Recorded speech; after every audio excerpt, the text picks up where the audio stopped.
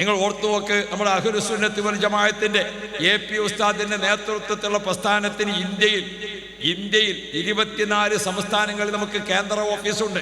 23 സംസ്ഥാനങ്ങൾ നമ്മുടെ മദ്രസയുണ്ട്. 10,126 മദ്രസ നമ്മുടേതായി ഈ രാജ്യത്ത് പ്രവർത്തിക്കുന്നുണ്ട്. 5,51,800 കുട്ടികൾ നമ്മുടെ മദ്രസയിൽ പഠിക്കുന്നുണ്ട്.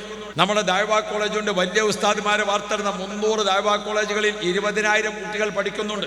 ബഹുമാനപ്പെട്ട AP ഉസ്താദ് ബദറുസ്സാദാത്ത് തങ്ങൾ പോലത്തെ വലിയ മഹാന്മാരൊക്കെ ലോക രാഷ്ട്രങ്ങളിൽ എല്ലാ ഇസ്ലാമിക സമ്മേളനങ്ങളിലും സംബന്ധിക്കുന്നുണ്ട്.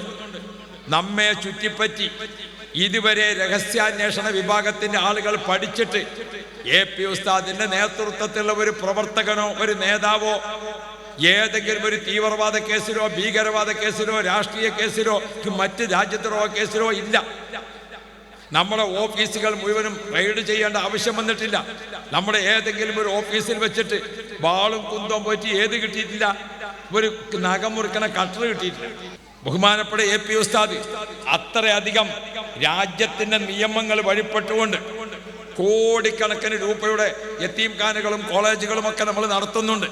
മർക്കസിൽ പഠിക്കുന്നത് 60,000 കുട്ടികളാണ്. ഇവിടെ മഅദനിൽ പഠിക്കുന്നത് 40,000 കുട്ടികളാണ്.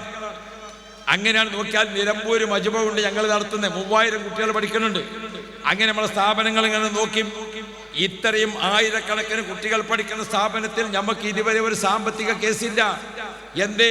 നമ്മളൊക്കെ സുതാര്യമായിട്ടാണ് നിയമത്തെ വഴിപ്പെടുക. നമുക്കിവിടെ സ്വതന്ത്രമായി താമസിക്കാം. സമസ്ത കേരള ജമിയത്തുലും ഒരു പിളർപ്പുണ്ടായി. അതിപ്പോ അള്ളാഹു തആല പിളർപ്പുണ്ടാക്കിയതിന് നമ്മൾ ബേജാറായിട്ട് കാര്യമില്ല. ഉണ്ടോ?